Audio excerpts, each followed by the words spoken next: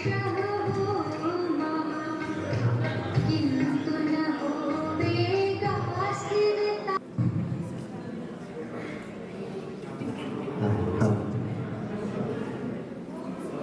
में उपस्थित सभी महानुभाव साधवी भाई बहन सावधान रहें। सभा का प्रारंभ कर रहे हैं। सर्वप्रथम इस सभा को प्रारंभ करने के लिए हम सबके इष्ट पंच परमेष्ठी भगवान का स्मरण करेंगे।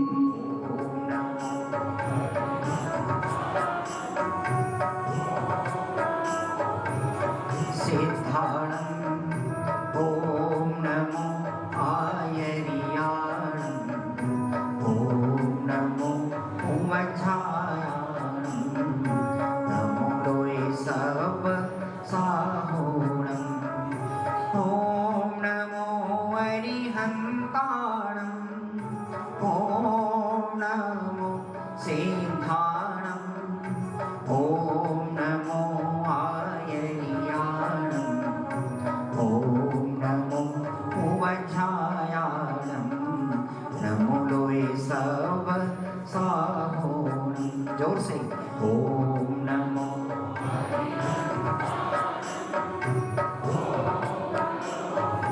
सिंहाणं ओम नमो आयर्याणं ओम नमो वज्रायाणं नमो लोये सर्व साहोणं ओम नमो हरिहन्ताणं ओम नमो सिंहाणं ओम नमो आयर्याणं ओम नमो वज्रायाणं नमो लोये सर्व साहोणं हे सो पंच नमो यारो सर्व पावन प्रणासनो मंगलानं च सर्वसिद्धि परमं भूरि मंगलं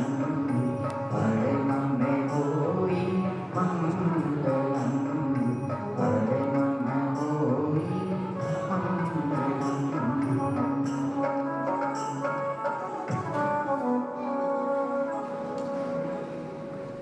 जैसा कि आप सबको विदित है, देव योग पर सभी एकत्रित हुए हैं।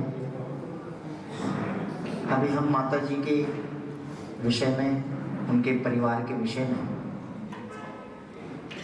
काफ़ी लोग जानते ही हैं, सब जानते ही हैं, फिर भी एक औपचारिक परिचय यहाँ से दिया जाएगा। लेकिन उससे पूर्व आज हम इस सभा को एक धर्म सभा, वैसे तो जगत में इस सभा को श्रद्धांजलि सभा कहा जाता है, धर्म की दृष्टि से ये वैराग्य सभा है। हम इस प्रसंग को अपने वैराग्य में निमित्त बनाएं तो ही इस सभा की सार्थकता होगी। यूं तो इस संसार में चप्पे चप्पे पर वैराग्य पसरा हुआ है। ऐसा कौन सा स्थान है, ऐसी कौन सी परिस्थिति है जहाँ से हमें वैराग्य निकलता हुआ नहीं दिखाई देता। आप देखो, एक सामान्य सी क्रिया है जगत में, प्रतिदिन रोज सुबह सूर्य का उदय होता है और शाम को ढल जाता है। लेकिन इसी सूर्य के उदय को रोज देखते हुए भी हम इससे वैराग्य नहीं निकाल पाए। यहां से भी वैराग्य निकलना है। सूर्य का उदय होते ही हम सभी को ऐसा लगता है कि जब सूर्य का उदय हो गया तो अब हम अपने काम धंधे पर चले। लेकिन एक धर्मात्मा जीव, एक ज्ञानी जीव जब उस सूर्य के उदय को देखता है तो ऐसा विचार करता है कि अरे, बाहर के सूर्य का उदय तो हो गया, लेकिन मेरे ज्ञान सूर्य का उदय कब होगा। घटना एक ही होती है, लेकिन कोई उससे राग की पुष्टि करता है और कोई जीव उससे वैराग्य की पुष्टि करता है।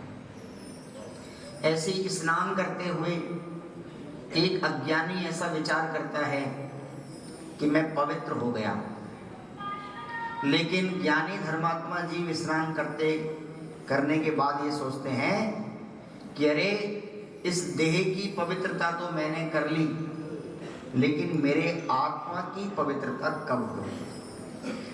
तो हर दृष्टि से हर कार्य में किसी ने लिखा भी है, अंजुली जल सम जवानी क्षीण होती जा रही, प्रत्येक पल जर जर जरा नजदीक आती जा रही, किंतु पल पल विषय तृष्णा तरुण होती जा रही, और काल की काली घटा प्रत्येक क्षण मंडरा रही। तो देखा जाए तो इस जगत में हम सब जिस जैन पर्याय में आए हैं, जिस जैन कुल में आए हैं, उस जैन कुल में हमें अकेले जीना ही नहीं सिखाया जाता, हमें मरना भी सिखाया जाता है।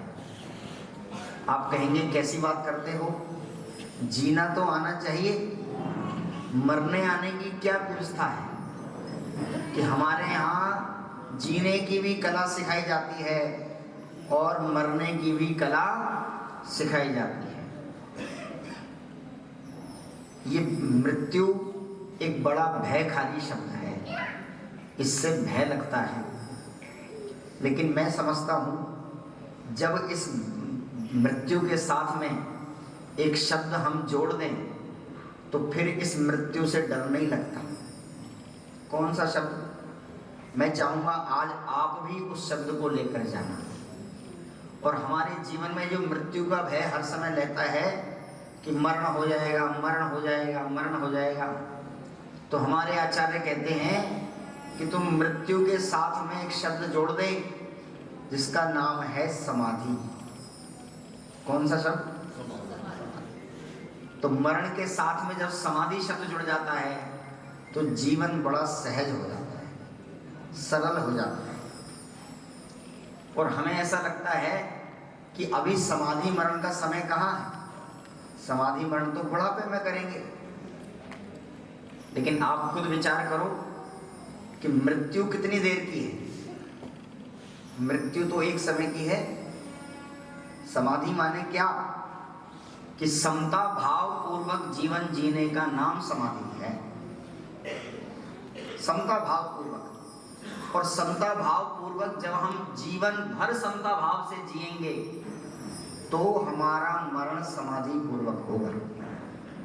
एक पंडित दौलत राम जी हुए हैं, आपने नाम सुना हो, छेढ़ाला ग्रंथ के रचयिता। तो वो एक छंद कहते हैं, बालपने में ज्ञान न लयो, तरुण समय तरुणी रत रयो, अर्थ मृतक सम बूढ़ापनो, कैसे रूप लखे आपनो।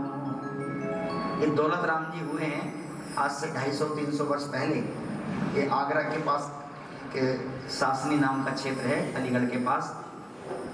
तो वो कहते हैं कि इसकी उम्र में एक बचपन का पड़ाव आया, एक जवानी का पड़ाव आया और एक बुढ़ापे का पड़ाव। लेकिन तीनों ही अवस्था में ये कैसे रहा कि बालपने में ज्ञान न लयो, बालपने में इसने ज्ञान की प्राप्ति नहीं करी। जब युवावस्था आई तो भोगों में लग गया, कमाने में लग गया, विषयों में लग गया, समाज में लग गया, परिवार में लग गया। और जब बुढ़ापा आया तो रोगों ने घेर लिया। अर्धमृतक सम बूढ़ापनो, ये बुढ़ापा आधे मरे के समान बतलाया आचार्यों ने। अर्धमृतक सम बूढ़ापनो, कैसे रूप लखे आपनो। तुझे अपने स्वरूप को जानने की फुर्सत तो मिली नहीं। बचपन खेल कूद में बीत गया, जवानी विषयों में बीत गई और बुढ़ापा रोगों में निकल गया। अपना स्वरूप कब जानेगा? कि सब अपना स्वरूप माने क्या? ये जो दिख रहा है यही तो मैं हूं? बोलो साहब, ऐसा है क्या? जो दिखता है वो मैं नहीं हूं। एक श्रीमद राजचंद जी हुए गुजरात में, वो कहते हैं मैं कौन हूं। एक प्रश्न करना आज अपने से। हम दुनिया से प्रश्न पूछते फिरते हैं, एक प्रश्न आज अपने से करने का नंबर है। क्या प्रश्न करना है? मैं कौन हूं, आया कहां से और मेरा रूप क्या, संबंध दुख में कौन है, स्वीकृत करूं परिहार क्या। ओहो, कौन हूं मैं? अभी हम आपसे पूछे या कोई हमसे पूछे तो हमारे मुंह से सीधा निकलता है कि मेरा नाम ये है, मैं यहाँ जन्मा था, यहाँ रहता हूँ। ये सारी बातें तो निकलेंगी। लेकिन जरा आचार्यों से पूछो कि हम कौन हैं। ये जो हम जहाँ रहते हैं ये हमारा परमानेंट एड्रेस है क्या? ये जो हमारा नाम हमारे माता पिता ने रखा है ये हमारा परमानेंट नाम है क्या? ये हमारे जो परिवार हमें मिला है, संयोग में समाज हमें मिला है, ये सब परमानेंट है क्या? तो परमानेंट है क्या? कौन है परमानेंट? कि अरे मैं अनादि से अनंत काल तक शाश्वत जीवंत रहने वाला आत्म तत्व हूं। कहाँ था मैं अनादि से? वो तो अभी इस पर्याय में, जैन पर्याय में आया, लेकिन इससे पहले कहाँ था? भाई साहब कहाँ से आएगा? बड़ौत से आए। देखो बहुत सारे लोग बड़ौत से आए हैं। ज्यादातर लोगों से पूछूंगा सब कहेंगे बड़ौत से आए, लेकिन जिनवाणी से पूछो हम कहाँ से आए। जिनवाणी कहेगी काल अनंत निगोद मझार, बीत्यो एकेंद्रिय तनधार। ओ अनंत काल तक मैं एक इंद्रिय पर्याय में निगोद में रहा और महाभाग्य से ना जाने कौन से पुण्य से, कौन से शुभ भाव से मैं उस निगोद से पर्याय से निकला और 2 इंद्रिय, 3 इंद्रिय, 4 इंद्रिय, पंचेंद्रिय पर्याय में आ गया। और पंचेंद्रिय पर्याय में भी त्रियंच में नहीं गया, नारकी में नहीं गया। अभी कौन सी पर्याय में हूं? मनुष्य पर्याय। तो साहब बड़ी सहजता से मिल गई मनुष्य पर्याय। सहजता से मिली कि बड़ी कठिनता से मिली? अरे ना जाने कितने कितने भवों का पुण्य फटकर आया होगा जब जाकर के ये मनुष्य पर्याय मिली। अच्छा मिल तो गई, लेकिन मिली काहे के लिए है? जरा ये भी जान लें काहे के लिए मिली है। आपने एक प्रसंग देखा होगा पंच कल्याणकों में। पंच कल्याणकों में तब कल्याणक के दिन एक दृश्य दिखाया जाता है। क्या दृश्य दिखाया जाता है? जब भगवान को वैराग्य होता है, तीर्थंकर मुनिराज को वैराग्य होता है, तो उनको वन में ले जाने के लिए होड़ लगती है। विवाद होता है किनमें? मनुष्यों में और देवों में। देव कहते हैं कि हम भगवान की पालकी उठाएंगे, मनुष्य कहते हैं कि हम भगवान की पालकी उठाएंगे। तो अंत में जब मनुष्य कहते हैं कि हे देवों, भले ही तुम्हारे पास अपार वैभव होगा, भले ही तुम्हारे पास इंद्रियों की सुख सुविधाओं के साधन बहुत होंगे, लेकिन तुम्हारे पास संयम धारण करने की पात्रता नहीं है।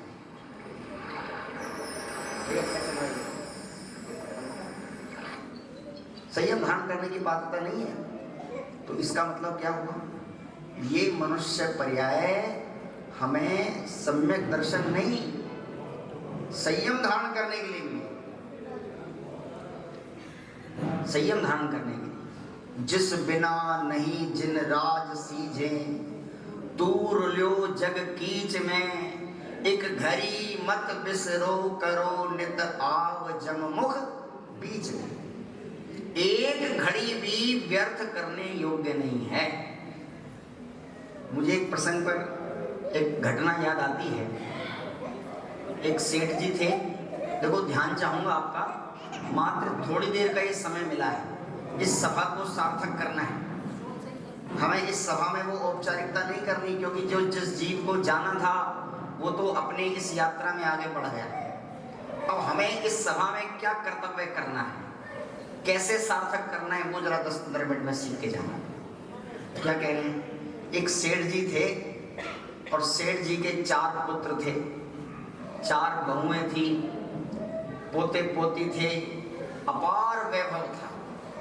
तो सेठ जी को ये भाव रहता था कि जब भी कोई प्रसंग ऐसा बनता था तो अपने पूरे परिवार को गहनों से लाद कर कहते थे कि चलो वहां बहुत सारे लोग आएंगे और सबको पता चल जाएगा सेठ जी के पास कितना वैभव है।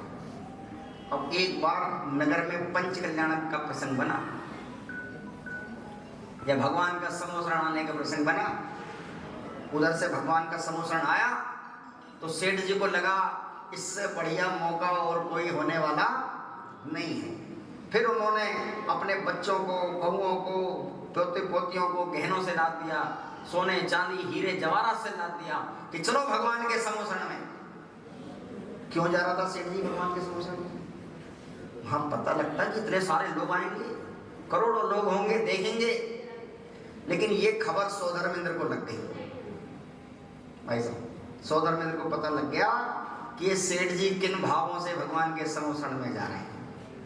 तो उसने भी क्या किया, उसने भी 1 लाख योजन प्रमाण अपना ऐरावत हाथी सजा लिया। वो हाथी, उसकी 6-6 सूंडें, एक-एक सूंड पर एक-एक सरोवर, एक-एक सरोवर में एक-एक कमल, और एक-एक कमल में नृत्य करती हुई नृत्यांगनाएं। सफेद हाथी, 1 लाख योजन प्रमाण।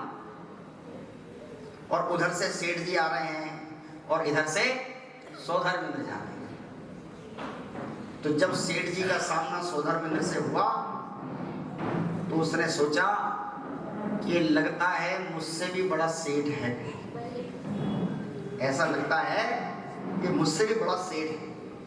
लेकिन वो सेठ जी तो बनिया थे, मैं झुकने वाला नहीं हूं। भले मेरे पास संपत्ति इससे कम हो, लेकिन मैं झुकने वाला नहीं हूं। तो सेठ जी ने कहा इसे कैसे झुकाया जाए?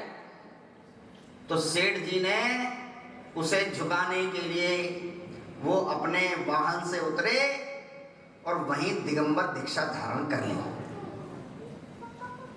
दिगंबर दीक्षा धारण करते ही सौधर्मेंद्र अपने ऐरावत हाथी से उतरा और सेठ जी के चरणों में लेट गया और कहने लगा, सेठ जी, जो वैभव पहले आप दिखा रहे थे वो वैभव तो मेरे पास अपार है, लेकिन अब जो आपके पास वैभव है वो वैभव मेरे पास नहीं है। बोलो, काय की कीमत है मनुष्य को? त्याग की कीमत है, संयम की कीमत है। बोलो, जोड़ने वाले मोक्ष जाएंगे कि छोड़ने वाले मोक्ष जाएंगे? लेकिन जोड़ने में आनंद आता है। जोड़े जोड़े जोड़े। अरे भैया, ये त्याग का धर्म है। आइए मेरी भावना की कुछ अमर पंक्तियां हम सब बैठकर गुनगुनाते हैं मिलकर, और उसमें से भी रहस्य जानेंगे कि कितनी क्रांतिकारी और प्रेरणादायी ये पंक्तियां हैं। सभी मिलकर मेरे साथ बोलें। जिसने राग द्वेष का मालिक जीते सब जग जान लिया, सब जीवों को मोक्ष मार्ग का निष्प्रय हो उपदेश। सभी बोले, भक्ति भाव से प्रेरित हो यह चित्त उसी में, हाँ विषयों की आशा नहीं जिनके साम्य भाव धन रखते हैं, निज पर के हित साधन में जो विषय तत्पर रहते हैं। बोलिए, स्वार्थ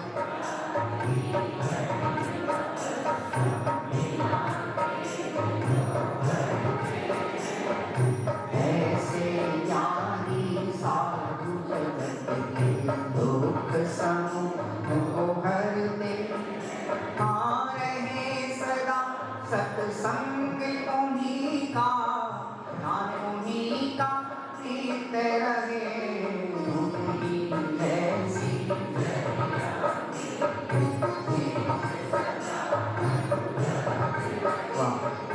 नहीं सताऊं किसी जीव को, कभी नहीं कहा करूं पर बनता।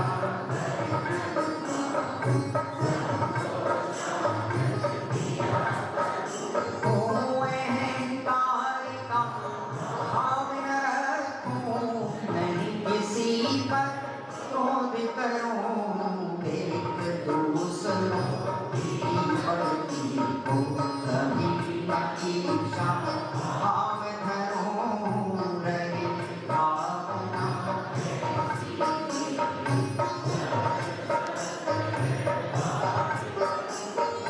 बने जहां में मेरा, सब जीवों से हित रहे, दीन दुखी जीवों पर मेरे दूर से करुणा स्रोत बहे, दूर जन क्रूर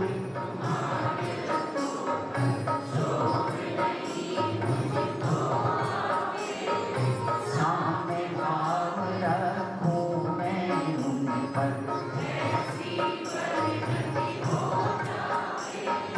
कोई गुणी जनों को देख हृदय में मेरे प्रेम उमड़ आवे, जहाँ तक इस जीवन कोई बुरा कहो या अच्छा, कोई बुरा कहो या अच्छा, लक्ष्मी आवे या जावे, लाखों वर्षों तक जीऊं या मृत्यु आजरी, अथवा कोई कैसा ही या लालच दे, तो भी न्याय मार्ग से मेरा कभी न पद, हाँ होकर सुख में मगन न भूले, दुख में कभी न घबरावे, पर्वत नदी शमशान भयानक भरे रहे अडोल अकंप निरंतर, यह मन दृढ़तर बन जावे, इष्ट वियोग अनिष्ट योग में। सभी बोले सुखी रहे सब जीव जगत के, सुखी रहे सब जीव जगत के, कोई कभी ना घबरावे, बैर पाप अभिमान छोड़ जग नेत नहीं,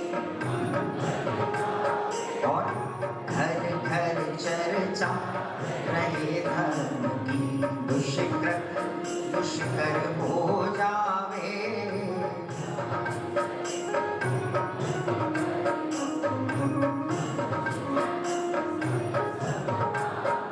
हर एक की भीति व्यापे नहीं जग में, दृष्टि समय पर हुआ करे, धर्मनिष्ठ होकर राजा भी, रोग मरी दुर्भिक्ष न फैले, प्रजा शांति से जिया करे, परम अहिंसा धर्म जगत में, बोली फैले प्रेम परस्पर जग में, मोह दूर ही रहा करे, अप्रिय कटुक कठोर शब्द नहीं, और अंतिम पंक्ति है, बन कर सब युगवीर हृदय से, आत्मोन्नति रत रहा विचार खुशी से, वस्तु स्वरूप विचार खुशी से, सब दुख संकट थोड़ा थोड़ा। जैन समाज का ऐसा कौन व्यक्ति होगा जिसे बचपन से ये पंक्तियां याद ना हो? बचपन से ही घुट्टी में ये मेरी भावना की पंक्तियां हम सबको पढ़ाई जाती हैं, लेकिन आज ये अकेले पढ़ने का समय नहीं, आज थोड़ा सा विचार करने का समय है। हम सब संगी हैं ना, हम सब असंगी तो नहीं, संगी हैं, तो विचार करने का अवसर है। क्या विचार करना है? जरा कुछ पंक्तियों पर ध्यान दीजिए, क्या कहना चाह रही है पंक्ति। अभी हमने पढ़ा कि कोई बुरा कहो या अच्छा, और लक्ष्मी आवे या जावे। देखो कितना सरल है ये पढ़ना, लेकिन इन पंक्तियों को स्वीकार करने में 56 इंच नहीं, सोच लो कितना बड़ा कलेजा चाहिए कि लक्ष्मी आवे या जावे। एक बार ऐसी सभा में मैं पढ़ रहा था, तो कोई बोला पंडित जी ये लक्ष्मी आवे तक तो ठीक है, हैं? ये कुछ मिसप्रिंटिंग है इसमें, कुछ गलत तो नहीं छप गया, ये जावे शब्द ठीक नहीं। लेकिन भैया क्या करें, ये आना भी तेरे हाथ में नहीं है और जाना भी तेरे हाथ में नहीं है। पूर्व पुण्य के उदय से लक्ष्मी आती है और पाप के उदय से करने क्या करना है। तो कोई बुरा कहो या अच्छा, कह लेने दो किसी को, किसी के कहने से मैं अच्छा बुरा होने वाला नहीं है। बोलो अच्छा दिखना है कि अच्छा होना है, धर्मात्मा दिखना है कि धर्मात्मा होना है। लेकिन हम क्या कर रहे हैं आज? अभी तो हम धर्मात्मा दिखना चाहेंगे, दिखना चाहेंगे। अरे भाई ये दिखाने का धर्म नहीं है, ये देखने का धर्म है। कितना आसानी से पड़ जाता है, कितनी सरलता से सहजता से सुखी रहें सुखी रहें। जरा विचार तो करो, ये कहने के लिए और स्वीकार करने के लिए हमें कितना बड़ा हमारा व्यापक हृदय चाहिए।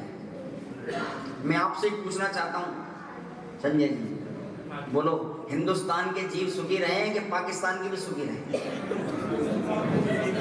देखो पंडित जी इस सभा में बैठे हैं तो यही कहेंगे, लेकिन ऐसा नहीं। अरे हमारा धर्म तो इतना व्यापक है, हमारे यहाँ सुबह सुबह प्रक्षाल होती है जब प्रतिमा जी की, तो शांति धारा होती है, और शांति धारा के बाद एक छंद बोला जाता है, संपूज काना प्रतिपाल काना यतीन्द्र सामान्य तपोधनाना। और देशस्य राष्ट्रस्य पुरस्य राज्ञ करो तो शांति भगवान जिनेन्द्र, करो तो शांति भगवान जिनेन्द्र। अरे हिंदुस्तान पाकिस्तान छोड़ो, हम तो इस चारों गतियों के जीवों के प्राणी मात्र के लिए प्रतिदिन ये भावना भाते हैं कि सुखी रहें सब जीव जगत के। हम नहीं चाहते कि कोई जीव हमारे निमित्त से दुखी हो या किसी कारण से दुखी हो। लेकिन ध्यान रखना, हमारे सुखी करने की भावना से कोई सुखी नहीं हो जाएगा। लेकिन ये भावना व्यर्थ नहीं जाने वाली। अगर हम ये भावना भाएंगे, देखो भावना से ही तीर्थंकर प्रकृति का बंध बनता है भाई साहब, क्या कह रहे हैं, भावना से ही। और देखो अंत में एक पंक्ति पड़ी कि फैले प्रेम परस्पर जग में और मोह दूर ही। इसमें कुछ गहरी बात छुपी है अगर आपने ध्यान दिया। क्या कह रहे हैं कि प्रेम तो सबसे करना, फैले प्रेम परस्पर जग में, प्रेम करने के लिए मना नहीं कर रहे, लेकिन काय के लिए मना कर रहे हैं? मोह कुछ अंतर है क्या भाई साहब? ये प्रेम में और मोह में कुछ अंतर है क्या? क्या अंतर है? देखो, पड़ोसी के बच्चे से प्रेम हो सकता है, लेकिन मोह अपने बच्चे से हो। अंतर को समझ आ रहा है? 7 समुंदर पार अगर हमारा बेटा हो और उसका फोन आ जाए कि आज मुझे फीवर है, मनोज जी, बोलो क्या होगा? तालाबेली मच जाएगी? मच जाएगी। और डॉक्टर ने कह दिया पड़ोसी के बेटे को कैंसर है, बोलो क्या होगा? उसको सहानुभूति तो दिखाएंगे, उसकी मदद तो कर सकते हैं, उसके सहयोग तो कर सकते हैं, लेकिन जो मोह आपको अपने पुत्र के प्रति होगा वो मोह पड़ोसी के पुत्र में नहीं हो सकता। ये अंतर है भाई साहब, इसलिए लिखा उन्होंने, फैले प्रेम परस्पर जग में। राग खतरनाक नहीं है, ये प्रेम खतरनाक नहीं है। खतरनाक कौन है? मोह खतरनाक है। ये मोह की नींद में हम सब सो रहे हैं। अच्छा, आप जाग रहे हो कि सो रहे हो? अरे बोलो, जागने के सो रहे हैं, ये चमड़े की आंखों से तो जाग रहे हैं, लेकिन 12 भावनाओं में लिखा है, मोह नींद के जो जगवासी घूमे सदा, कर्म चोर चहु और सर्वस लूटे सुध नहीं। इसलिए इस सभा से कुछ कहकर जाना कि अब हम इस मनुष्य पर्याय की एक घड़ी भी व्यर्थ में जाने देंगे नहीं। इसलिए किसी ने लिखा है, जिया कब तक उलझेगा संसार विकल्पों में। आप भी बोल सकते हैं, जिया कब तक उलझेगा संसार विकल्पों में। कितने भव बीत चुके संकल्प विकल्पों में। बोलिए, कितने भव बीत चुके संकल्प विकल्पों में। अरे बोलो, जिया कब संसार विकल्पों में। जिया कब तक उलझेगा संसार। और उड़ उड़ कर यह चेतन गति गति में जाता है। उड़ उड़ कर यह चेतन गति गति में, रागों में लिप्त सदा भव भव दुख पाता है। रागों में लिप्त सदा भव भव दुख पाता है। और ध्यान से सुनना, यह जीवन बीत रहा झूठे संकल्पों में। यह जीवन बीत रहा झूठे संकल्पों में। जोर से, जिया कब तक उलझेगा संसार विकल्पों में। बोलिए, जिया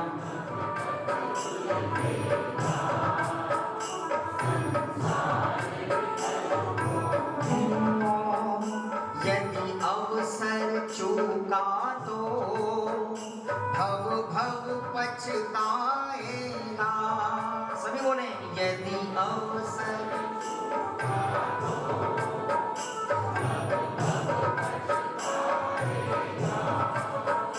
फिर काल अनंत अरे दुख का घन छाएगा। फिर काल अनंत अरे दुख का घन छाएगा।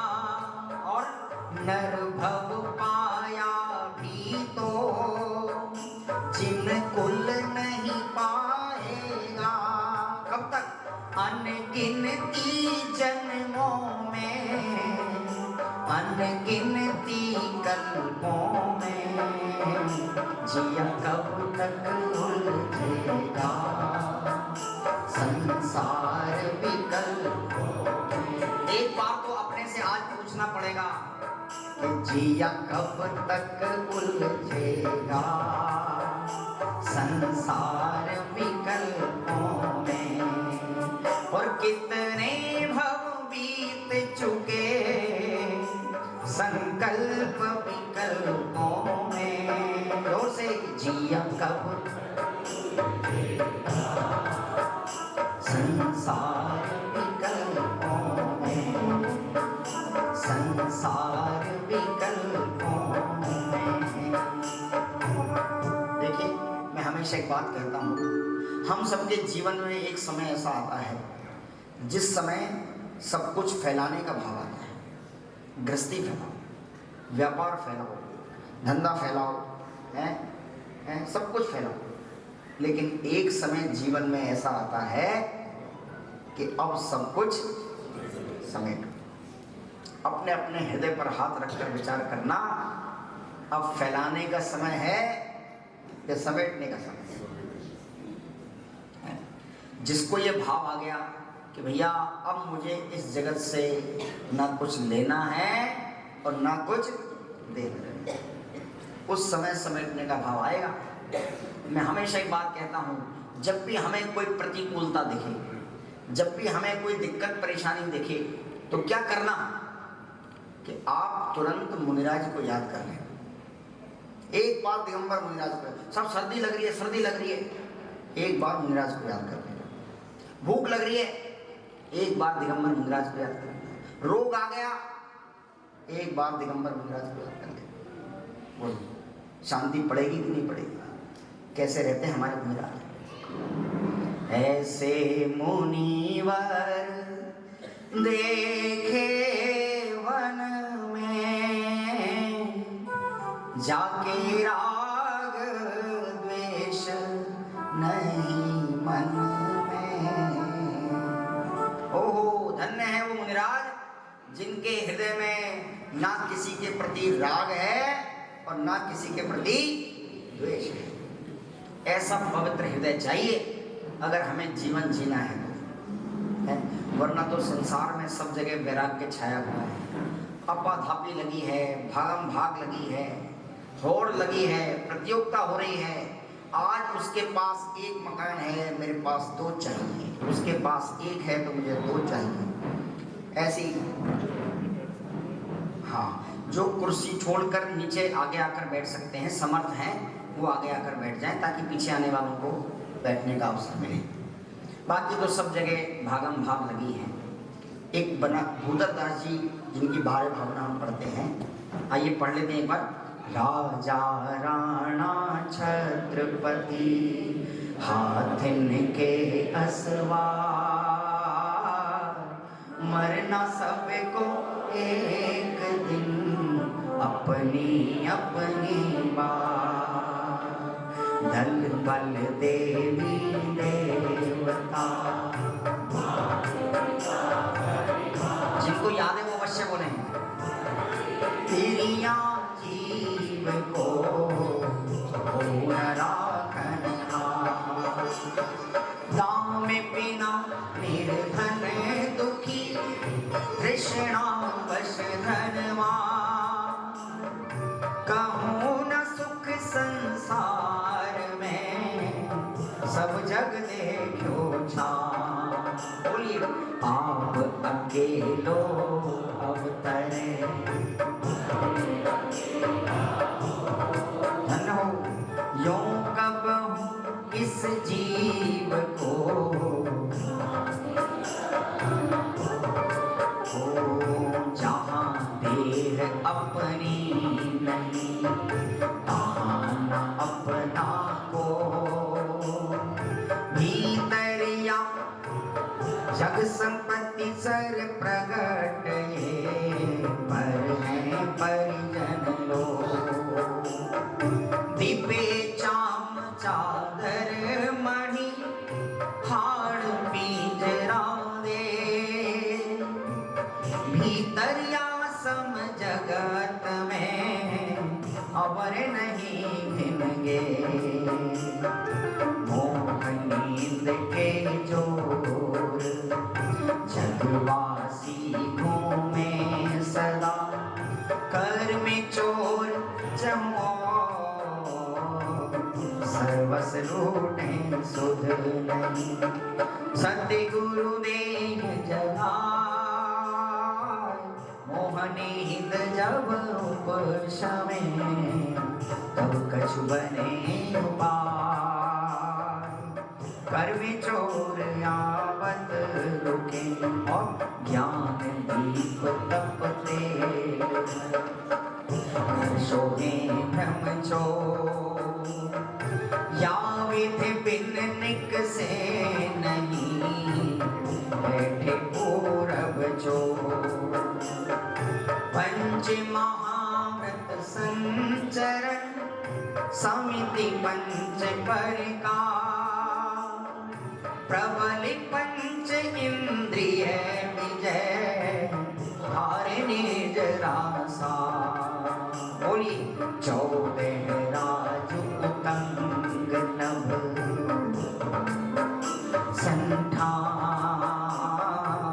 कामे जीव अनादिते धर्मत है विनयान। और सबसे मार्मिक पंक्तियां, धन कन कंचन राज सुख सब ही सुलभ कर जा, दुर्लभ है संसार में एक यथार्थ ज्ञान।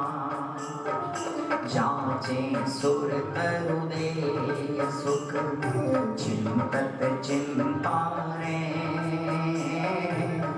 बिन जांचे बिन चिंतए धर्म सकल सुख दे।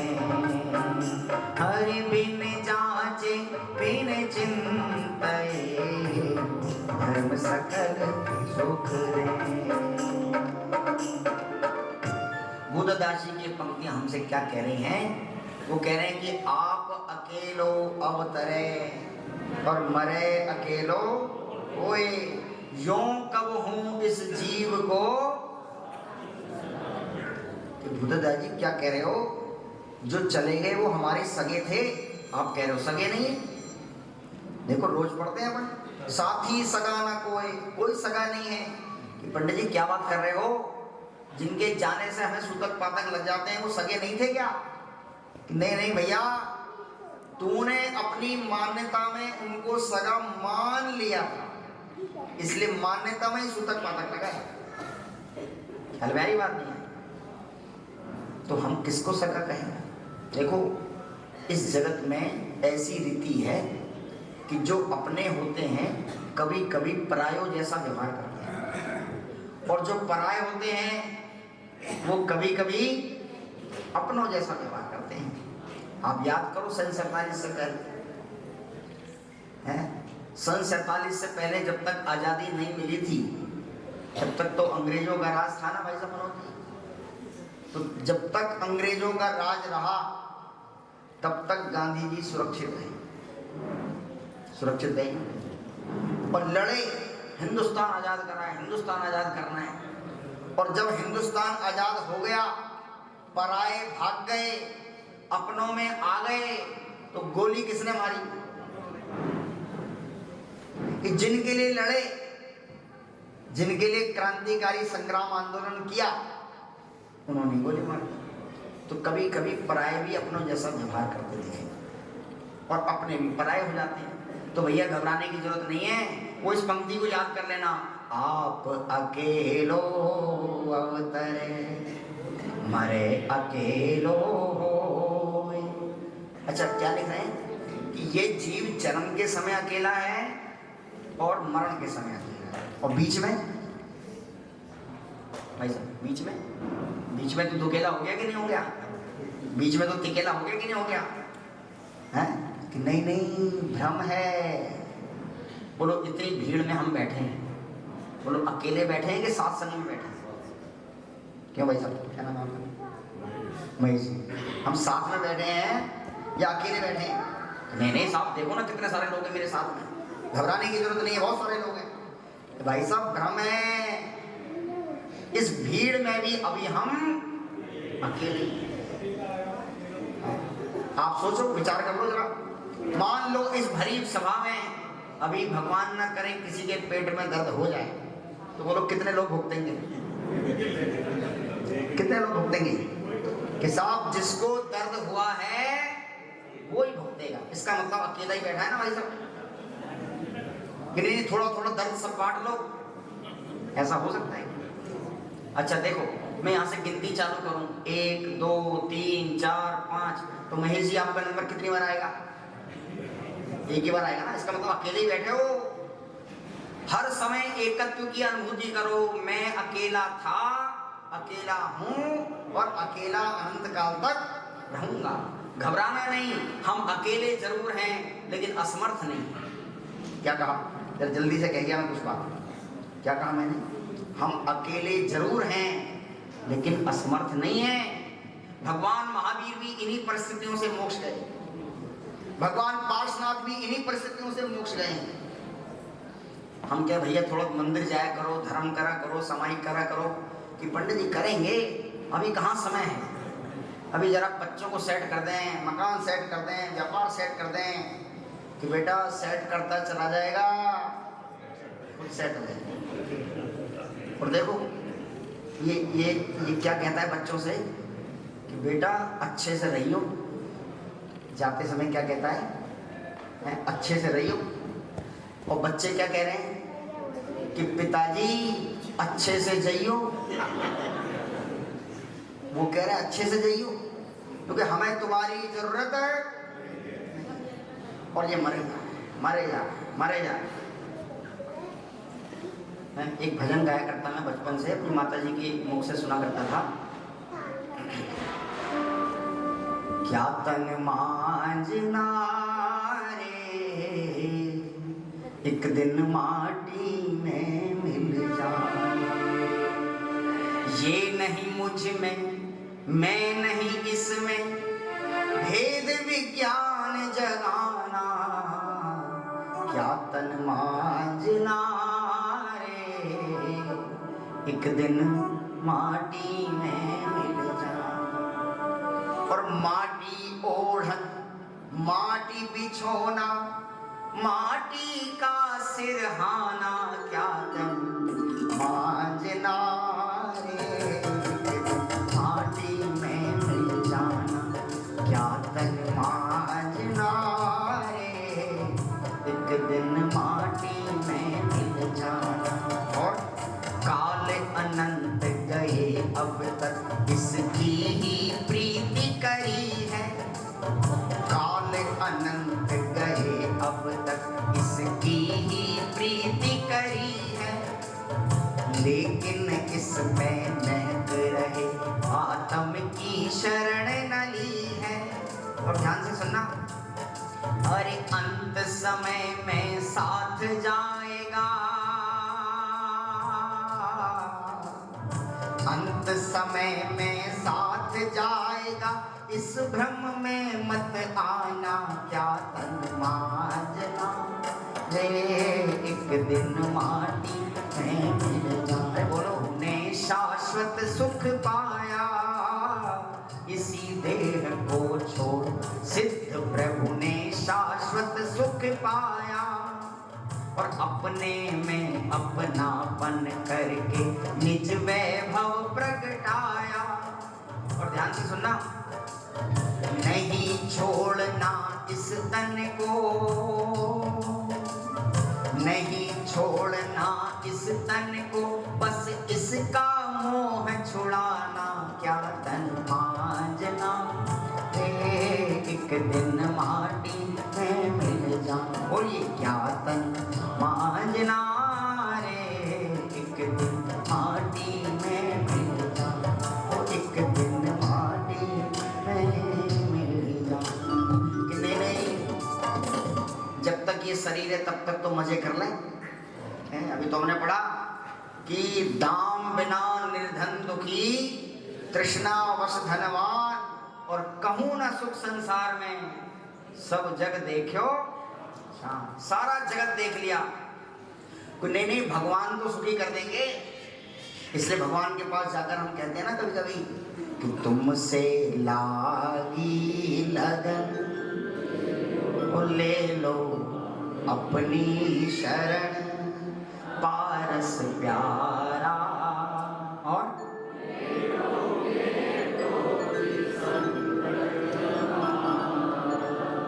कितनी बार पढ़ी होगी मनोज जी आपने आरती?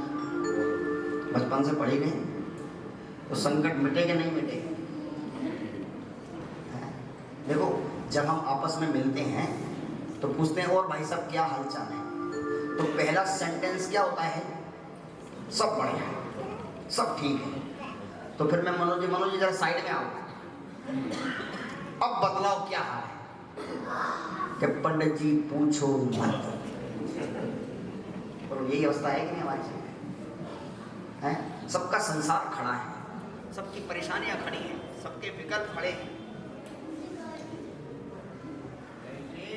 मेटो जिस संकट हमारा। और देखो उनके सामने खड़े खड़े झूठ बोलते हैं, जग के दुख की तो परवाह नहीं है और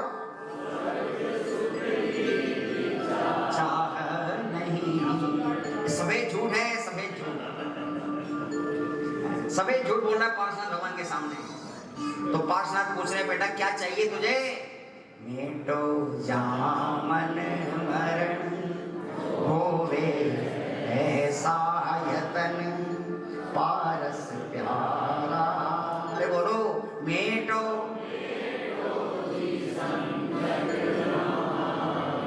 तो देखो मैं आरती नहीं पढ़ पा रहा हूँ, मैं तो आरती तो आप सबको याद है। मैं इस आरती में हमारे क्या भाव होने चाहिए वो मैं आपको ध्यान दिला रहा हूँ। जब आपने ये आरती पढ़ी तो कभी पार्श्वनाथ आपके सामने आए कि आज बता बेटा तेरी क्या परेशानियां हैं? देखो अपने परेशानियों की लिस्ट बनाकर रखना, पता नहीं कब पार्श्वनाथ आ जाए और कब आकर पूछे कि बता बेटा तेरी क्या क्या परेशानियां हैं। मैं आपसे पूछना चाहता हूँ, बोलो आपके सामने पार्श्वनाथ आ गए तो संजय जी क्या क्या परेशानियों की लिस्ट रखोगे? देखो मैं आपकी लिस्ट बता देता हूँ कि भगवान एक तो घुटने का दर्द सही नहीं रहता, कमर का दर्द सही नहीं रहता, बेटा सुनता नहीं है, व्यापार ढंग से चलता नहीं है, कोई ना कोई परेशानी बनी रहती है। यही तो परेशानियां बतलाएंगे पार्श्वनाथ को। पार्श्वनाथ कहेंगे कि बेटा ये तेरे दुख नहीं है, ये तेरा दुख नहीं है, ये तो शरीर के दुख है, ये तो संयोगों के दुख है, ये तो मोह के दुख है। तेरा दुख कौन सा है?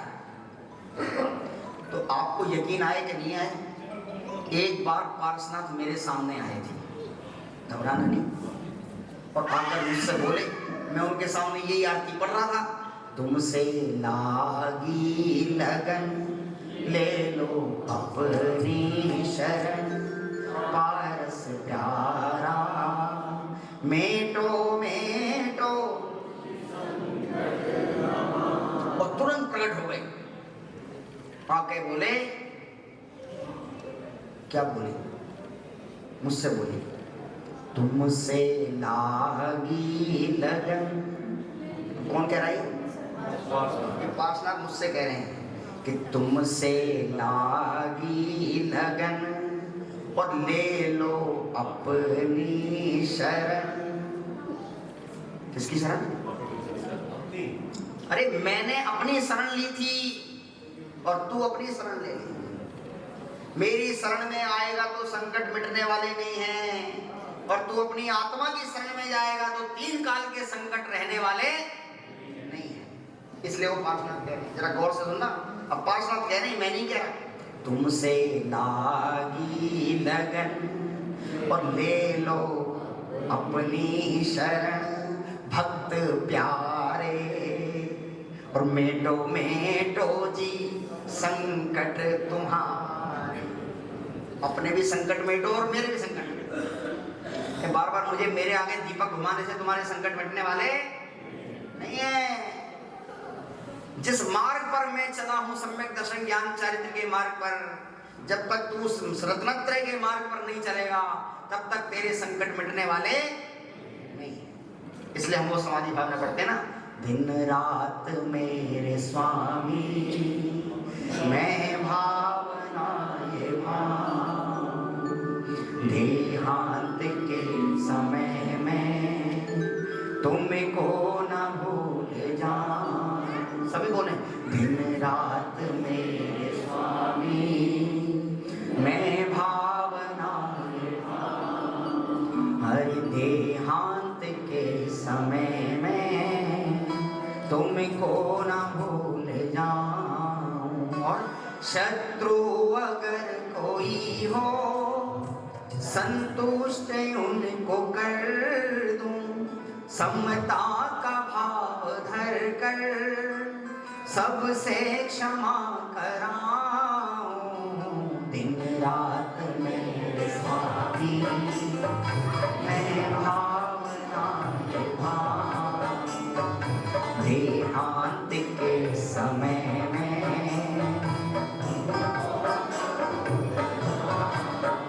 हरि त्यागों आहार पानी, औषध विचार अवसर, टूटे नियम न कोई, दृढ़ता हृदय में लाऊं। दिन रात मेरे स्वामी, अरे बोलो, मैं भावना ये भाव, देहांत के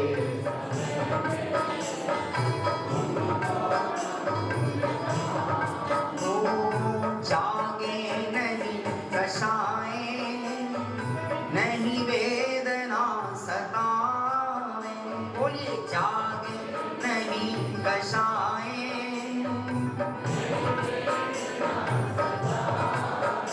और तुमसे ही लो लगी हो, दूर ध्यान को हटाऊं।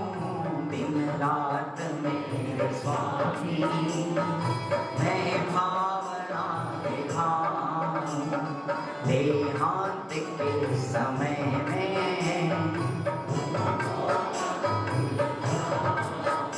हरि आत्म स्वरूप अथवा आराधना विचार, अरहंत सिद्ध साधु रटना यही लगा। जो से दिन रात मेरे स्वामी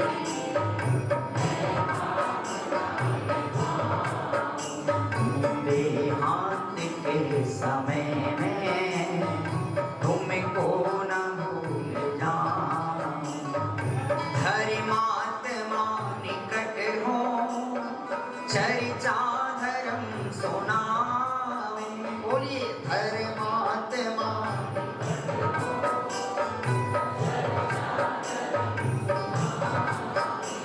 अरे बेसावधान रखें, गाफिल न होने पाऊं। दिन रात मेरे स्वामी मैं भावना ये भाव, देहांत के समय में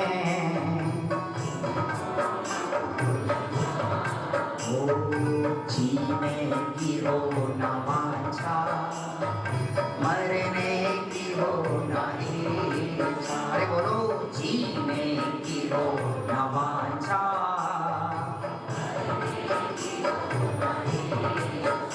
हाँ परिवार मित्र जन से मैं मोह को हटाऊं। दिन रात मेरे स्वामी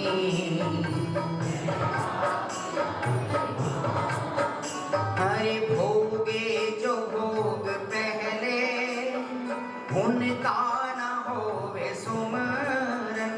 जोर से, भोगे जो भोग पहले,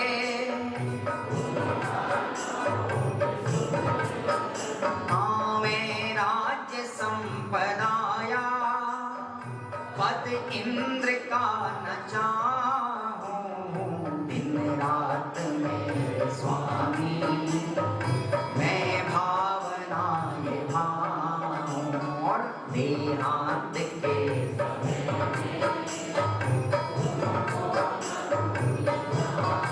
हो ढकनत का वो पालन, हो अंत में समाधि। श्री राम प्रार्थना है जीवन सफल बनाओ। बोलिए दिन रात में स्वामी मैं भावना ये भाव, देहांत के समय में तुमको न भूल जाऊं। हाँ तुमको न भूल जाऊं, हो तुमको न भूल जाऊं। दिन रात मेरे स्वामी मैं भावना ये भाऊं, देहांत के समय में तुमको ना भूल जाऊं। तो कौन मना कर रहा है भैया? याद कर लेना। अच्छा बोलो, अंत समय में भगवान किसको याद आएंगे? अंत समय में भगवान उसको याद आएंगे जिन्होंने जीवन भर भगवान को याद किया हो। हम क्या सोचते हैं कि जीवन भर हम भोगों में लगे रहें और अंत समय में समाधि हो जाए। देखो नाम तो समाधि मरण है, सुनना ध्यान से, बहुत पते की बात क्या भाई साहब देहरादून वाले। नाम समाधि मरण है, लेकिन वास्तव में मरण समय समाधि नहीं, समाधि जीवन भर चलती है, तब जाकर के वो मरण समय समाधि होती है। हम जीवन भर समता भावों से जिए, धैर्य से जिए, क्षमा से जिए हैं। ये क्षमा करना भी बड़ा केड़ा काम है। क्यों साहब? क्षमा करना, बोलो क्षमा करना सरल है कि क्रोध करना सरल है? क्षमा करना सरल है, क्रोध करना बड़ा सरल है। क्षमा तो वीरों का धर्म है साहब, क्षमा तो वीरों। एक क्षमा ही हो जाती तो रे रामायण और महाभारत के युद्ध नहीं होते हैं। आज घर घर के केस कोर्ट में चल रहे हैं, क्या चाहिए? एक जरा सी क्षमा ही तो चाहिए साहब। बोलो क्षमा कितनी देर की? आप जरा विचार करो। हमारे यहाँ एक पंडित ध्यानत राय जी हुए हैं, उन्होंने दशलक्षण धर्म की पूजन लिखी है, बहुत सारी बहनों ने भाइयों ने पढ़ी होगी। तो दशलक्षण धर्म की पूजन में क्षमा धर्म में कहते हैं, गाली सुनी मन खेद ना आनो, और गुण को गुण कहे अयानो, कहिए अयानो वस्तु छीने, बांध मार बहुविधि करे, और घर दे निकारे तन विदारे, पैर जो न तहां धरे। और है इतना बड़ा कलेजा किसी के पास? ये ध्यानत राय जी की पंक्तियां हैं कि गाली सुन मन खेदना। ये नहीं कह रहे कि गाली सुनकर गाली मत देना, ये नहीं कह रहे कि गाली सुनकर उल्टा सीधा मत बोलना, ये कह रहे गाली सुनकर मन में खेद भी नहीं करना, खेद भी नहीं करना।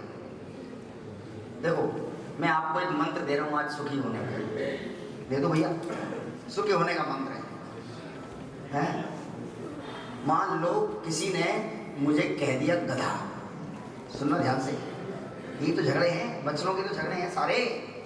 महाभारत भी तो एक वचन पे ही हुई थी भाई साहब, अंधे का बेटा, इतने तो वचन पे हुई थी महाभारत पूरी। तो इतने से ही वचनों में सुधार करना है। अब मान लो किसी ने मुझे कह दिया गधा, अब मैं क्या करूं? मैं एकदम रिप्लाई कर सकता हूं, लेकिन जिनवाणी कह रही कि गधा कहने पर थोड़ा सा विचार कर कि सामने वाले ने अगर तुझे किसी गलती पर गधा कहा है तो पहला नंबर तो तू ये विचार कर कि वो गलती तूने की कि नहीं की।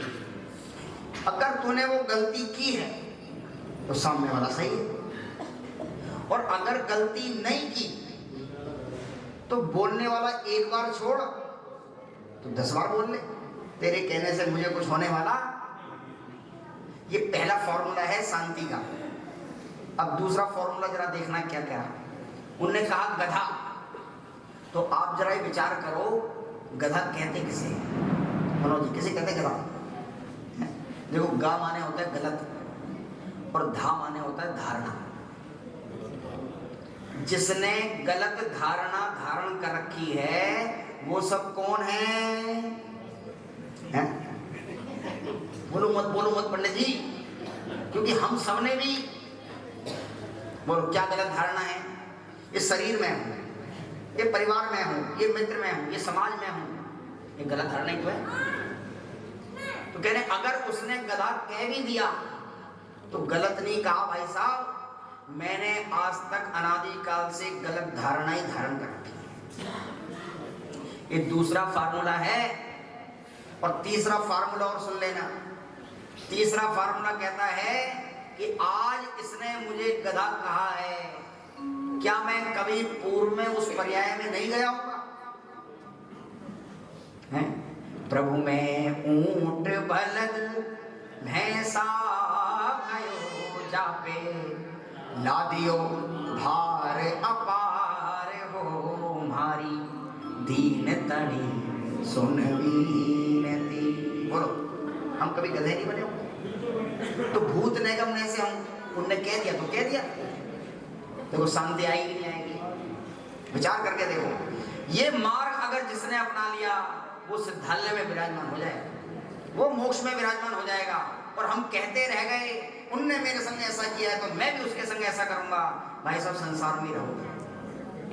अगर संसार छोड़ना है, जो संसार विषय सुख होता, तीर्थंकर क्यों त्यागे, और काहे को शिव साधन करते, संयम सो अनुरागे।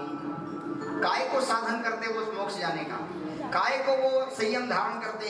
उन्हें पता था इस संसार में कभी सुख मिलने वाला नहीं है, क्योंकि संसार में सुख है ही नहीं। देखा जाए तो हम सुख की खोज वहां करते हैं जहां सुख है ही नहीं। इसलिए वास्तव में ये सभा आज हमें सार्थक करनी है।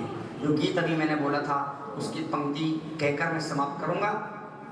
उसकी अंतिम पंक्ति पर जो मैं उसको अगर हम विपरीत कर दें, उल्टा कर दें, तो आज इस सभा से ये संदेश लेकर जाना कि जिया अब नहीं उलझेगा, संसार विकल्पों में। मैं चाहूंगा एक बार सब लोग मिलकर बोलें, जिया अब नहीं उलझेगा, संसार विकल्पों में। और अब दिन नहीं बीतेंगे, संकल्प विकल्पों में। जिया अब नहीं उलझेगा, संसार विकल्पों में, संसार विकल्पों में। इस सभा से वैराग्य धारण करके जाएं, संकल्प लेके जाएं कि अब जितना भी जीवन बचा है हम उसको धर्म में लगाएंगे, न्याय से जिएंगे। देखो, 4 बातें ध्यान रखना। न्याय से कमाना है, प्रेम से बनाना, वात्सल्य से खिलाना और विरक्ति से खाना। क्या कहा? किसी को याद हुआ क्या? याद करके जाना। क्या कह रहा हूं? न्याय से कमाना, प्रेम से बनाना, वात्सल्य से खिलाना और विरक्ति से खाना। विरक्ति से खाने का मतलब समझते हैं? ऐसे ऐसे ऐसी रुचि पूर्वक नहीं खाना, क्या बढ़िया क्या बढ़िया, आज ये खाएंगे, आज वो खाएंगे। भैया, विरक्ति से खाना, जो मिल जाए, ठीक है ना? तो ये भावना हम इस सभा से सार्थक लेकर जाएं तो हमारी सभा सार्थक होगी। अब मैं श्रीमान प्रेमचंद जी जैन साहब देहरादून से जो हमारे बीच में हैं, परिवार के दामाद हैं, मैं उनसे निवेदन करूंगा कि वो आएँ, परिचय दें परिवार का और इस सभा को आगे बढ़ाएं। और भी किसी को बोलने का भाव हो, श्रद्धांजलि अर्पित करने का भाव हो, तो वो आगे आकर अपनी श्रद्धांजलि।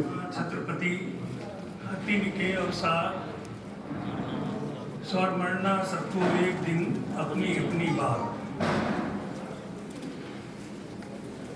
जैसा कि अभी आदरणीय पंडित जी ने तत्व ज्ञान की चर्चा की और हम सब लोग यहाँ पर हमारी श्रद्धेय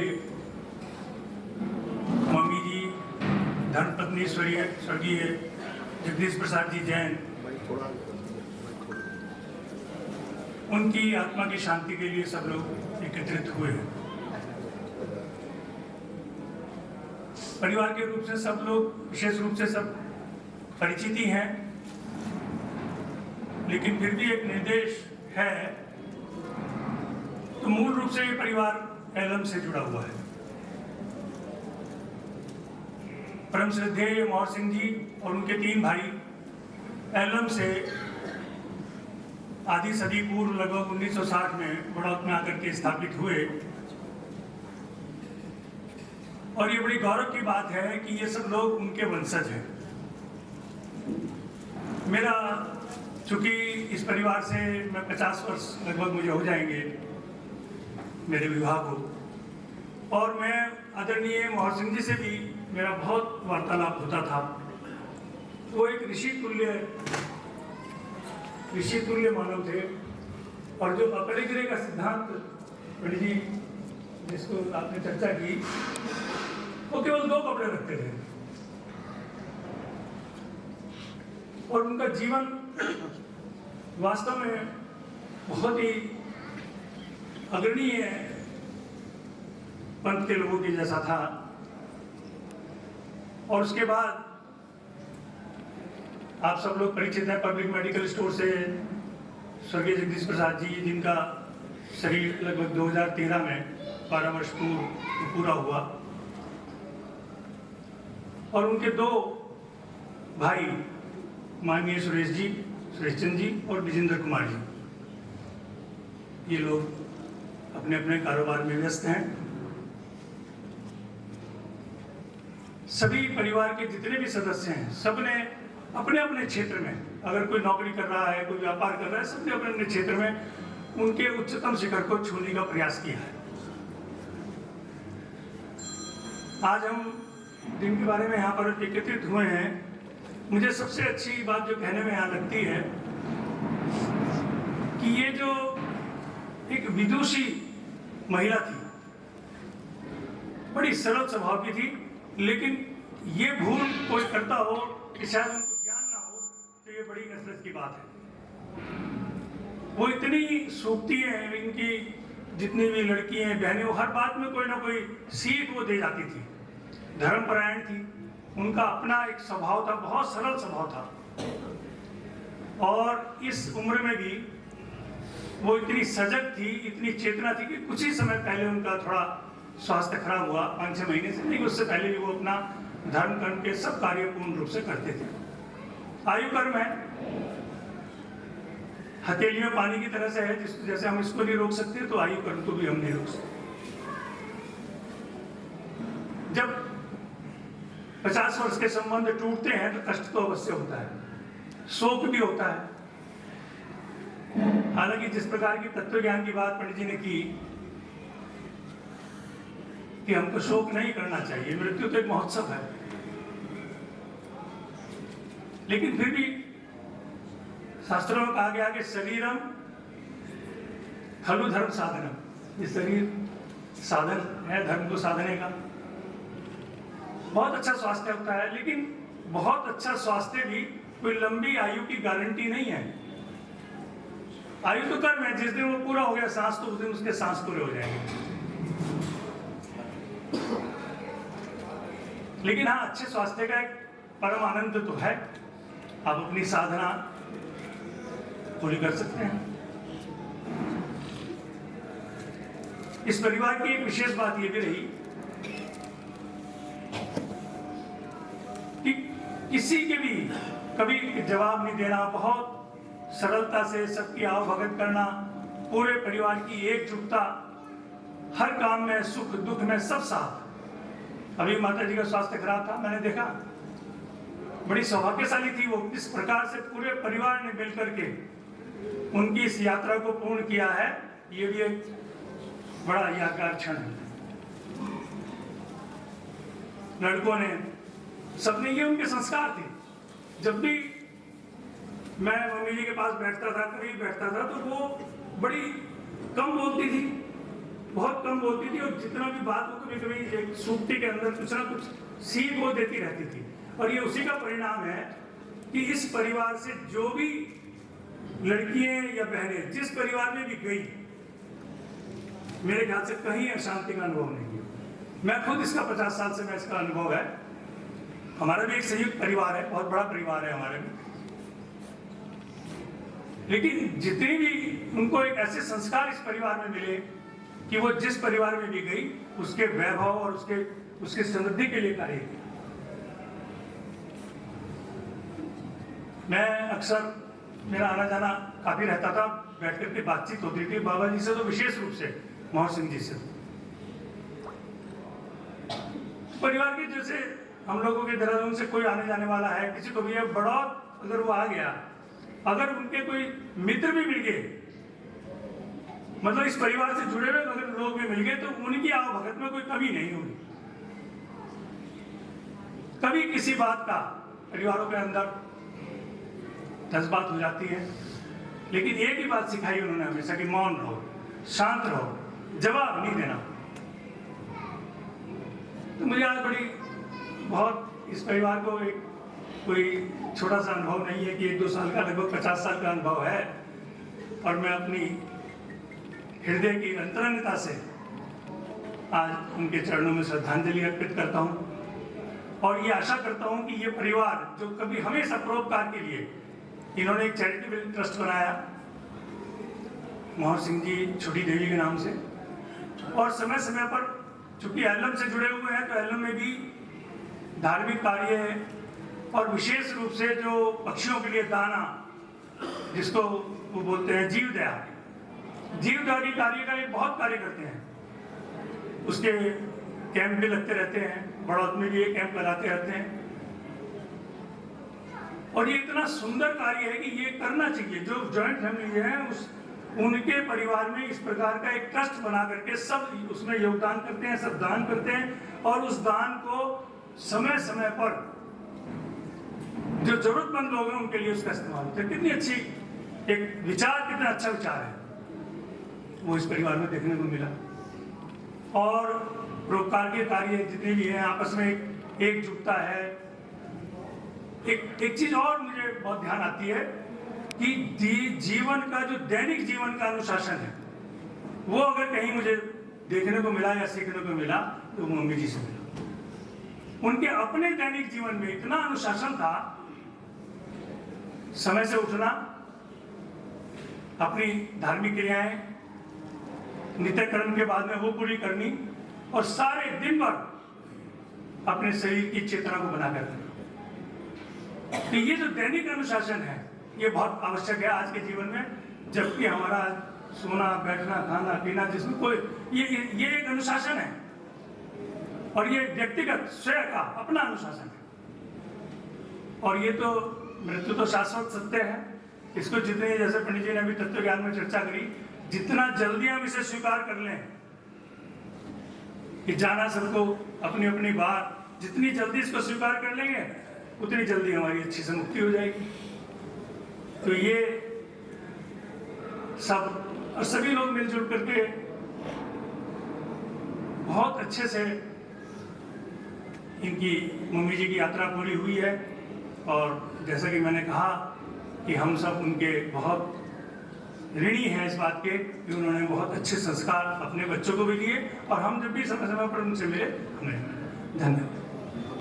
जैन जी 94 वर्ष की उम्र में देह परिवर्तन करके हम सबसे विदा लेकर के आप धर्मपत्नी स्वर्गीय जगदीश प्रसाद जी जैन एवं मामा के आपके 4 सुपुत्र, सबसे बड़े प्रवीण जी, दूसरे स्वर्गीय धीरज जी, तीसरे संजय जी और चौथे मनोज जी। आपकी 3 पुत्रियां हैं, उमा जैन जी, पूनम जैन जी और सीमा जैन जी।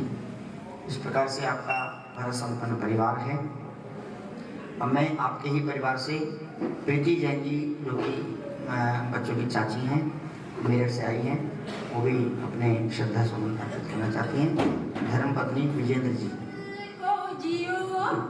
अंतिम पल ही मान, अंतिम पल है कौन सका है जान। रुके नहीं कोई यहाँ, नामी हो कि अनाम, कोई जाए सुबह को, कोई जाए शाम, कोई जाए सुबह को, कोई जाए शाम।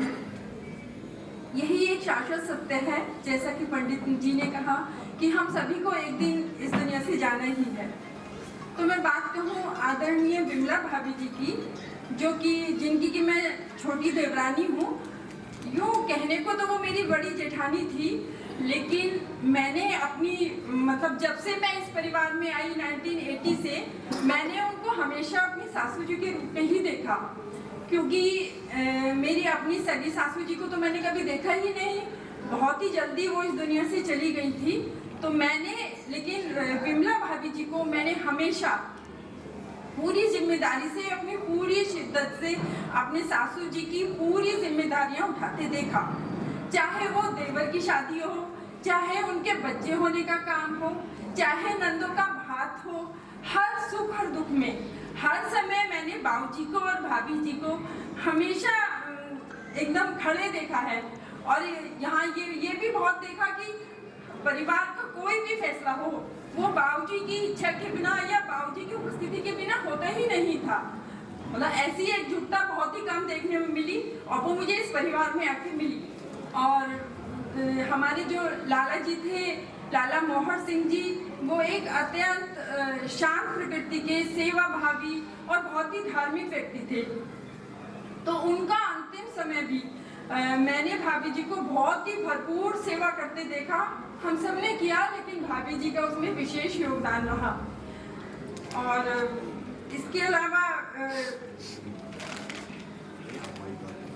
शायद ये हमारे इन्हीं लाला जी के आशीर्वाद का और उन्हीं के संस्कारों का फल है, जो कि आज भाभी जी का भी अंतिम समय उनके बच्चों ने, उनके बेटों ने, उनकी बहुओं ने, उनके पोते के बहुओं ने बहुत ही अच्छी तरह से बिना किसी सहायता के, बिना किसी अन्य से सेवा लेके अपने आप किया है।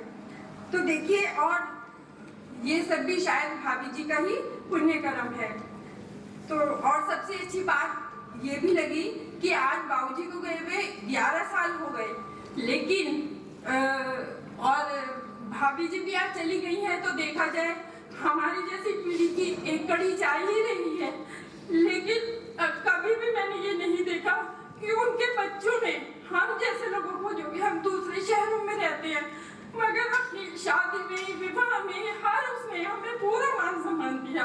मतलब कभी ऐसा लगा ही नहीं है कि हम इस परिवार का हिस्सा नहीं है। तो मेरी तो ईश्वर से यही प्रार्थना है कि आगे आने वाले समय में भी जो भी संस्कार बाबूजी ने और भाभी जी ने इस परिवार को दिए, वो हम आगे उसको ऐसे ही निभाएं, और हम सब परिवार में जो भी मेल जोल कायम है, या जो हम एक दूसरे के इसी तरह आते जाते हैं, हम आगे भी आते जाते रहें। यही मेरी भगवान से बहुत प्रार्थना है। तो 4 लाइनें उनको समर्पित हैं। किसी की जिंदगी छोटी, किसी की जिंदगी छोटी तो किसी की बड़ी होती है। मौत किसी के दरवाजे पे तो किसी के सिर पे खड़ी होती है। कौन जाने किसके हिस्से में कल का सूरज आएगा कि नहीं। जिससे मुंह फुलाकर बैठे हो आज, क्या पता कल मिल पाएगा कि नहीं। तुम आवाज लगाते रहोगे और वो कहीं बहुत दूर निकल जाएगा। ओम शांति, ओम शांति। आजकल की जो पीढ़ी है, वो संयुक्त परिवार में रहने का जो सुख था वो नहीं जान पाएगी। जो पहले संयुक्त परिवार में रह के मिलनसार, वात्सल्य से, प्रेम से एक साथ रहने का जो सुख हुआ करता था, वो आजकल की पीढ़ी नहीं जान पाएगी। ये बहुत अच्छी बात है कि हम सब परिवार के लोग मिलकर रहें। और अब आइए श्रद्धांजलि अर्पित करना चाहते हैं। एक ऊपर कर दो।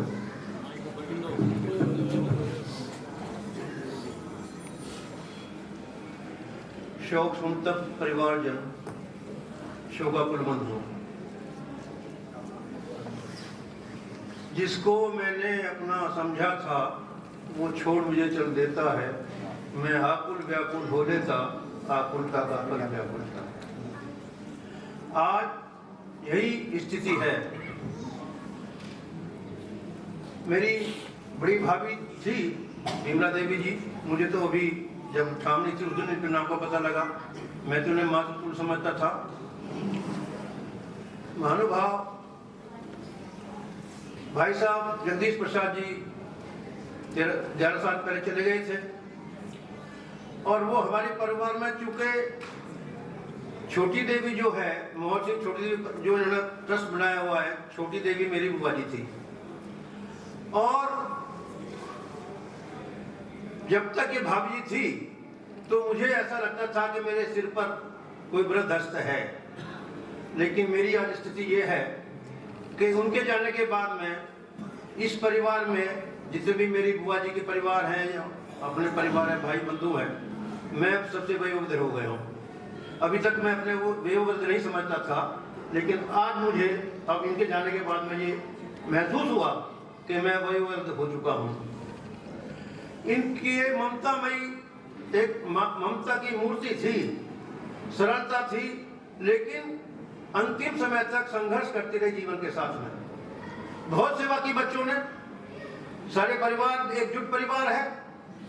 फूफा जी मोहर सिंह जी बेहद सरल स्वाभाविक व्यक्ति थे। इन्होंने बताया, जैसा मुझे पता है, कि परिग्रह का उनके पास कोई जगह नहीं थी, और भोजन या अपना जो डेली का उनका खान पान था वो बहुत ही मर्यादित था। सबके पास जाते थे। पक्षी के प्रति उनका विशेष लगाव था। एक बोरी दे दो भाई पक्षी उड़ाने के लिए, मतलब अनुमोदन, ये तीनों उनके अंदर थे। अपना आप तो करते ही थे, अपना आप भी दूसरों को प्रेरित करके उनसे पक्षी दाना लेते थे। तो हमारे परिवार की परंपरा रही है कि हमें तो ऐसे व्यक्तित्व से प्रेरणा मिली है, संस्कार मिले हैं, जो कि हमारे बुजुर्ग थे, हमारे वयोवृद्ध लोग थे।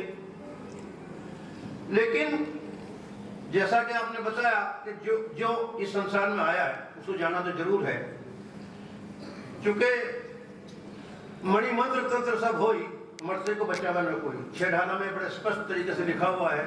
और जब अंतिम समय आता है तो कोई कुछ कर नहीं सकता। लेकिन भाभी जी जो थी, इतनी ममता भरी थी। मैंने पिछली बार बताया था कि मुझे तो जब मैं 68 साल पूर्व 1956 में बड़ौत में मैंने एडमिशन लिया था, 11वीं क्लास में, हॉस्टल में रहता था। भाई जगदीश प्रसाद जी की दुकान वहीं थी, पास में ही पब्लिक मेडिकल स्टोर, वहाँ उनका रोजाना मिलना जुलना होता था। तो मैं तो 1 महीने तक भाभी जी के हाथ का खाना खाया, और जैसे मातृत्व प्रेम होता है, स्नेह होता है, उसी हिसाब से उन्होंने खाना खिलाया। जैसे कि एक रील के रोलिंग होता है, वो मुझे याद आ रहा है। 68 साल पुरानी याददाश्त स्मृति मेरी है कि कितने प्रेम से मुझे खाना खिलाती थी, और मैं इनके हाथ का खाना खाता था।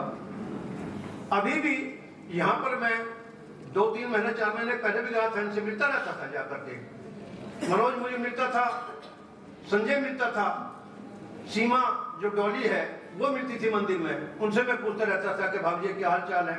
लेकिन अब अंतिम में कुछ ऐसी व्यवस्था इनकी हो गई थी, अवस्था आ गई थी कि लाचार हो गई थी, लेकिन संघर्ष में व्यक्तित्व था ये। और इन्होंने दोनों परिवारों का नाम रोशन किया। ठेकड़े की जो परिवार था वहां का नाम रोशन किया। एलना में आकर के मेरी बुआ जी भी बहुत तारीफ करती थी इनकी कि भाई मेरी जो बहू है वो इतनी अच्छी है कि सारे मेरी लड़कियों का शादी की, लड़कों की शादी की, सबके साथ बहुत ही प्रेम के साथ रहती थी। तो अब चूंकि ये एक वैराग्य हुआ है, मैं इसे समझता हूँ कि ये शोक सभा नहीं है। 94 वर्ष इसने अपनी बुलंदी के साथ पूरे किए हों। आके देखिए कि उनका जाना, मैं समझता हूँ मृत्यु भी महोत्सव है। और इष्ट योग अनिष्ट योग में सहनशीलता दिखलाए।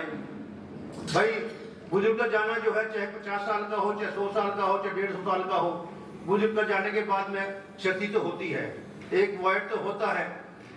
बच्चों के सिर से एक साया उठता है। माँ के जाने के बाद में, पिताजी के जाने के बाद में पता लगता है कि भाई ये संसार क्या है। उससे पहले तो हर आदमी सोचता था ठीक है माँ बैठी हुई है, पिताजी बैठे हुए हैं, बड़े भाई बैठे हुए हैं, सब देख लें हमें क्या करना है, वो निश्चित रहते हैं। लेकिन इनके जाने के बाद में जो क्षति हुई है वह पुण्य है। और इस परिवार के लिए तो विशेष रूप से ये एक बहुत बड़ा वट वृक्ष था जो उनके ऊपर था, और ऐसा वट वृक्ष अगर निकल जाए तो एक वॉइड हो जाता है, वैक्यूम पैदा हो जाता है।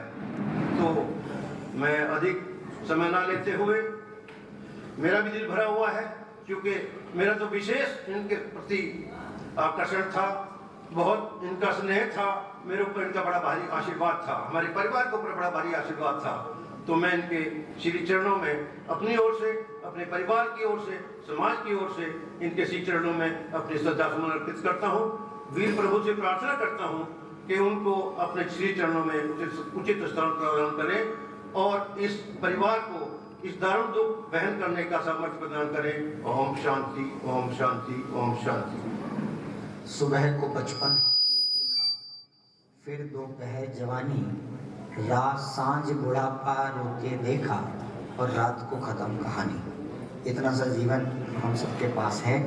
इसी क्रम में, श्रद्धांजलि के क्रम में, मैं घर की बहुएं भी श्रद्धांजलि देना चाहती हैं। मैं आवाज़ दूंगा। निकिता जैन, वंदना जैन और बेटी कृतिका जैन, वो भी आए तुम्हारे साथ। मेरे और मेरे परिवार की तरफ से जय जिनेंद्र। सबसे पहले मैं आप सबको धन्यवाद देना चाहती हूँ कि इस दुख की घड़ी में आप सभी ने हमारे परिवार का साथ दिया, हमारा दुख बांटा और हमें हौसला दिया। आप सभी की उपस्थिति ये बात बताती है कि हमारा परिवार कितना धनी है, जो आप जैसे शुभचिंतक हमारे साथ हैं। अम्मा जी ने अपनी जिंदगी भरपूर जी और हमें एक भरा पूरा परिवार देकर गई।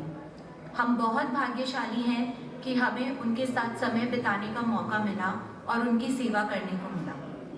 उनकी यादें, उनका प्यार और उनकी सीख हमेशा साथ रहेंगी। मैं वंदना, स्वर्गीय श्रीमती विमला जैन की पौत्र वधू, आज आपके साथ अम्मा जी के साथ बिताए कुछ अनमोल पल साझा करना चाहती हूँ। शादी के बाद जब मैं स्कूल से घर आती तो अम्मा जी हमेशा मेरा इंतज़ार करती थी। मेरे आने पर घड़ी देखती और अगर देर हो जाती तो प्यार से पूछती, आज ज़्यादा काम था क्या? फिर हमेशा की तरह कहती, खाना खा ले, और हंसते हुए बोलती, कपड़े बदल ले, जो आरामदायक हो वही पहन लो। उन्होंने मुझे कभी बहू होने का एहसास नहीं दिलाया, बल्कि हमेशा एक बेटी की तरह स्नेह और प्यार दिया। एक बार जब मैं उनके साथ घर पर अकेली थी तो मेरे मन में किसी बात से बहुत उदासी थी।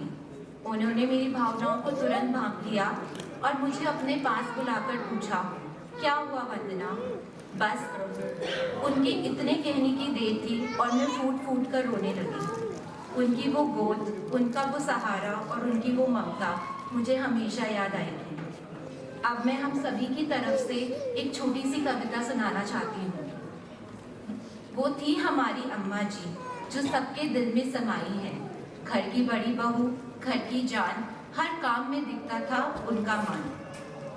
बड़ी बहू का फर्ज उन्होंने निभाया, हर जिम्मेदारी को दिल से लगाया। हमेशा पूछती थी, खाना खा लिया? घड़ी की सुई पर रहता था उनका भरोसा, कब आई, कब खाना खाएगी? उनकी हर बात दिल को छू जाती। कहती थी, आराम से रहो, जो मन में हो वो पहनो। सजना संवरना उन्हें बहुत भाता था, हमें सजी धजी देख उनका मन खिल जाता था। आज उनकी यादें हमें सुकून देती हैं, हर कोने में उनकी बातें गूंजती हैं। अम्मा जी, आप हमारे दिल में रहेंगी हमेशा, आपकी यादें हमारा सहारा बनेंगी हमेशा। धन्यवाद।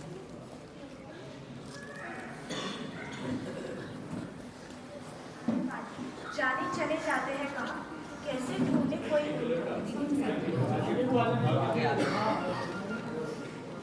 दुनिया से जाने वाले जाने चले जाते हैं कहाँ, कैसे ढूंढे कोई उनको, नहीं कदमों की दिशा। सभी को मेरा सादर जय जिनेंद्र। सबसे पहले मैं अपना परिचय देती हूँ।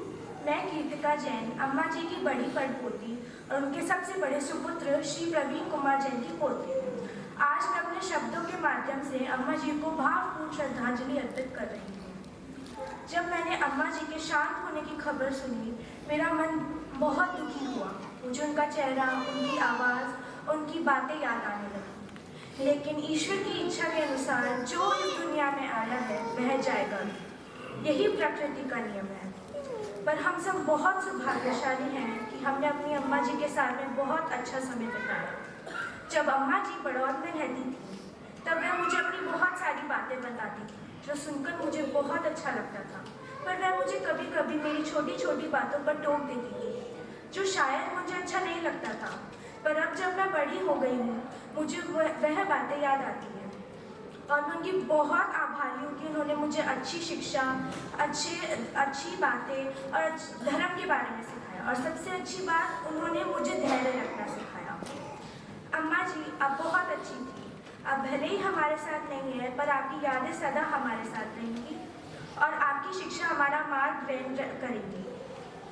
आपका त्याग, आपकी चिंता, आपकी देखभाल, आपका प्यार और आपने जो भी मेरे लिए किया उसके लिए धन्यवाद। मुझे पता है आप जहाँ भी हैं मुझसे बेहतर जगह पर हैं और मेरी ईश्वर से यही प्रार्थना है कि आपको सद्गति प्राप्त हो, ईश्वर आपको अपने चरणों में स्थान दे और आपकी आत्मा को शांति प्रदान करे।